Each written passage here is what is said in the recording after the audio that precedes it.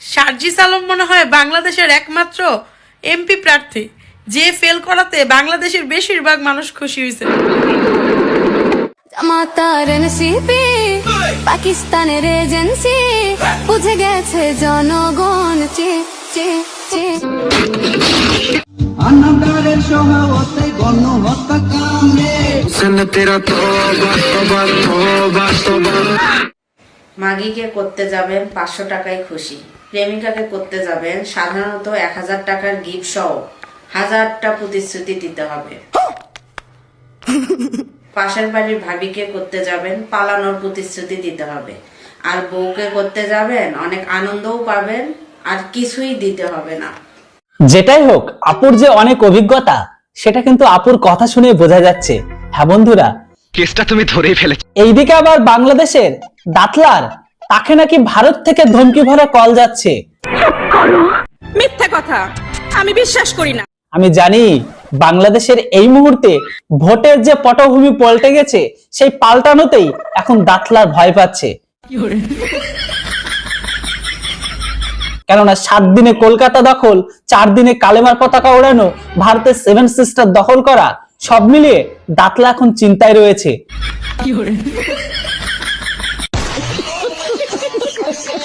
অবশেষে দাতলার অবস্থা কি হতে চলেছে সবটাই দেখবেন আপনারা আজকের এই ভিডিওটিতে। তো চলুন আজকের এই মজাদার ভিডিওটিকে শুরু করি। নাম্বার থেকে হত্যার হুমকি দেওয়া হয়েছে, সেই নাম্বারটা হচ্ছে +918427383879।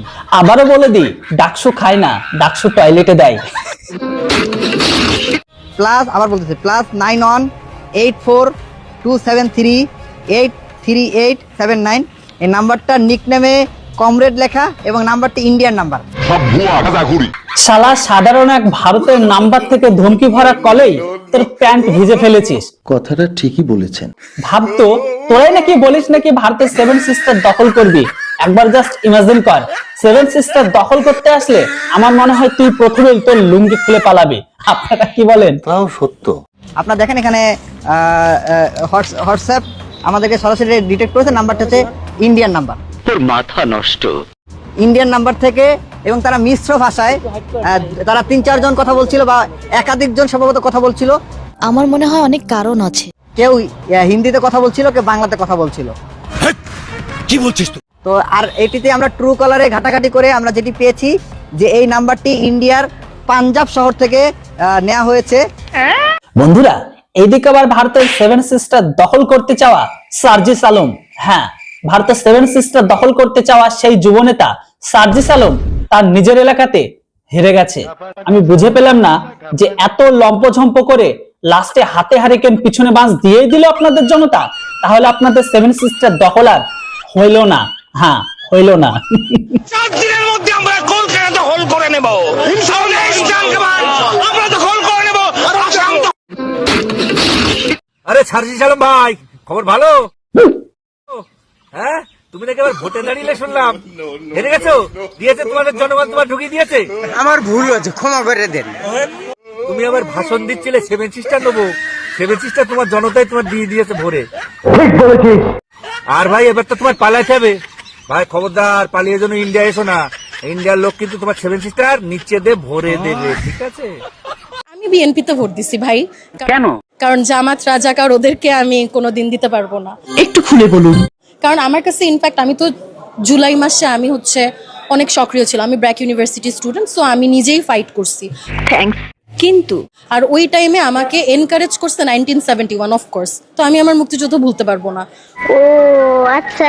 ওই টাইমে যারা রাজাকার ছিল ওদেরকে আমি কোনোদিনই সাপোর্ট করতে পারবো না। বিং 24 মানে এই যে জুলাই যোদ্ধা, তাও আমি পারবো না কখনো। এনসিপিও না, জামাতও না। চিরকাল চিরা খায় বেড়ার বাল। কালকে থেকে দেখতেছি আলম সাহেব মানে সার্জিস আলম হেরে যাওয়ার পর থেকে মানুষ এত খুশি কেন? মানে এত খুশি হওয়ার কারণটা আসলে কি? হ্যাঁ ভাইয়া, এই কথাটা কিন্তু আপনি একদম ঠিক বলেছেন। হারলো সার্জিস আলম আর পৈশাচিক আনন্দ অধিকাংশ বাংলাদেশিদের মনে। অ্যাকচুয়ালি আপনি বলুন কারণটা কি, তাহলে আমরাও যেন একটু খুশি হতাম। মানে আমি বুঝতেছি না আসলে, এ হেরে গেছে, মানুষ দেখতেছি পুরো মহা খুশি। কারণটা কি কেউ জানলে আমার একটু কমেন্টে কম তো, আমি একটু কারণটা জানতে চাই। আমার মনে হয় ভাইয়া জানেন কি, যে ওরা ভালো কিন্তু বেশি উড়লে ডানাগুলো কেটে ঝপাক করে পড়ে যায়। আমার মনে হয় সার্জিস আলমের সাথে সেটাই হয়েছে। আল্লাহ নিচে চলুন, কথা সত্যি। আপনাদের মতামতটা কি কমেন্ট বক্সে কেউ লিখতে ভুলবেন না। তাইলে ব্যাপারটা চুদলিং পং হয়ে গেল না? রীতিমতো ইসলাম নিয়ে ফাইজলামি শুরু করেছে। জামায়াত ভোট না দিলে সে ইসলাম থেকে খারেজ হয়ে যাবে, কিংবা আহারে কি কোন এই যে এই ধরনের যে কথাগুলা, নির্বাচনের সময় সবাই চাইবে যে মিষ্টি মিষ্টি কথা বলে তাদের দিকে আকৃষ্ট করতে, কিন্তু জামায়াত যে পদ্ধতিটা গ্রহণ করেছে সেটা খুবই নিন্দনীয় এবং খুবই, এটা কোনোভাবেই মানার মতো না। ও শিট। যাই হোক, বাংলাদেশের বঙ্গবাহিনীগুলো বুঝে গেছে যে তাদের ইসলাম নিয়ে তাদের সাথেই তাদেরই গেম খেলে দিচ্ছিল। যাই হোক, বোঝার জন্য ধন্যবাদ। তবে এমনটা নয় যে বাংলাদেশের প্রত্যেকটা মানুষ বুঝে গেছে, কতিপয় বুঝেছিল তাই জামাত ক্ষমতায় আসেনি। ক্ষমতায় আসলে অবস্থাটা কাদের মতন হলো বলতো? আল্লাহকে নাম্বার কুছ দে দো বাবা, মানে তাদের বড় ভাই মানে আব্বু বলতে পারেন, পাকিস্তানের মতনই হতো, একসাথে দুবাই ভিক্ষা করতো। আল্লাহর রাস্তায় কিছু ভিক্ষা দেন।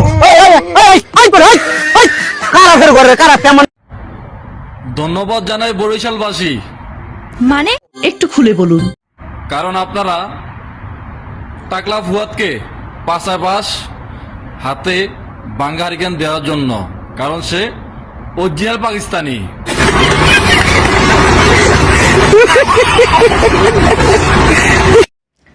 জামাত আর এনসিপি।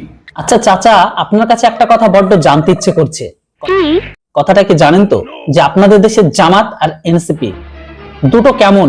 একটু যদি খুলে বলতেন তাহলে আমার আর আপনার দেশের মানুষের জন্য একটু ভালো হতো। বলুন তো কেমন? একটা হইলো শুকনা গু আর একটা হইলো ভিজা গু। গু তো গুই, সাবধান। জামাত হচ্ছে আওয়ামী লীগের চেয়েও খারাপ। কেন? কারণ জামাত ৭১-এ আমাদের মুক্তিযুদ্ধের বিরুদ্ধে ছিল, এক কথা শেষ। নিঃসন্দেহে তুই ঠিক কথা বলেছিস। ওনারা চায় না এই দেশ স্বাধীন হোক, এটা তো সবাই জানেন। দেশের মালিক জনগণ, তারা যদি আওয়ামী লীগকে মাফ করে তাহলে আওয়ামী লীগ আসতে পারে, এটা তাদের মর্জি। কথা কি ক্লিয়ার না ভেজাল আছে?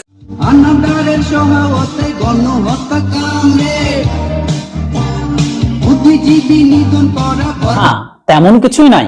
আসলে বাংলাদেশের নর্তকী আপুরা, হ্যাঁ নর্তকী আপুরা রাস্তায় দাঁড়িয়ে দাঁড়িয়ে নাচছে, আর সেটাকে দাঁড়িয়ে দাঁড়িয়ে রাস্তার দর্শকরা দেখছে। উফ, কি দারুণ লাগছে।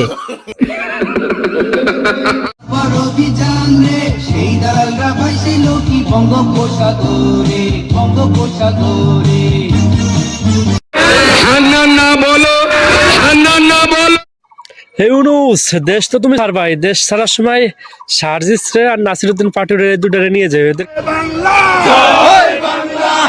কিন্তু দেশের মধ্যে কোনো অস্তিত্ব নাই। জনগণ কিন্তু এদের এখন ঘুষে মেরে ফেলবে। তোমার এই পালিত 2 সন্তানরা সাথে লইয়ে যাইও।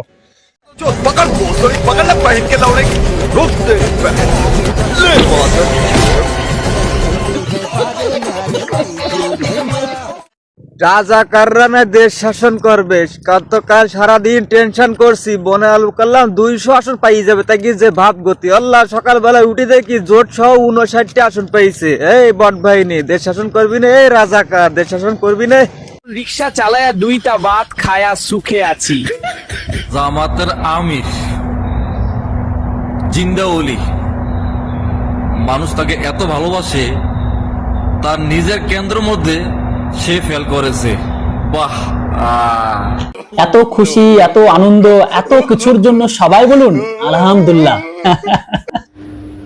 চারিদিকে হাল্লা হুল্লা, হেরে গেছে দাড়ি পাল্লা। চারিদিকে হাল্লা হুল্লা, হেরে গেছে দাড়ি পাল্লা।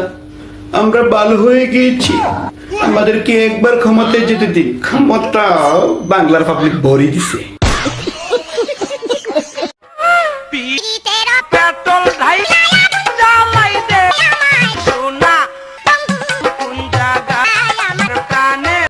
সার্জিস আলম মনে হয় বাংলাদেশের একমাত্র এমপি প্রার্থী যে ফেল করাতে বাংলাদেশের বেশিরভাগ মানুষ খুশি হয়েছে। মানে কি একটা অবস্থা, কি কম, এটি কোনো কথা? হ্যাঁ, ফেল করছে, এটার লেগে যে কি পরিমাণ মানুষ খুশি হয়েছে ফেসবুকে ঢুকলেই বোঝা যায়। হ্যাঁ, তোমরা ভালো হইলে না, মানে কি একটা অবস্থা, কি কম।